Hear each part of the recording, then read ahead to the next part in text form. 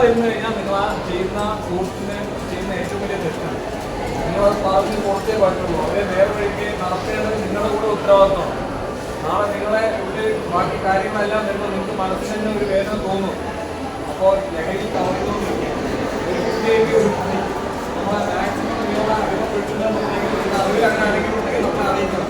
അത് നിങ്ങളുടെ കൂടെ ഉത്തരവാദിത്തം. മനസ്സിലുള്ളതുപോലെ നിങ്ങളുടെ ഈ ഭാഗങ്ങളിലുള്ള കടകളിൽ മറ്റും ഇങ്ങനത്തുള്ള സാധനങ്ങളോ വിൽക്കുന്നതും കൂടെ ശ്രദ്ധയിൽ പെട്ടു കഴിഞ്ഞാൽ അത് നിങ്ങളുടെ സ്കൂൾ അറിയുന്നത്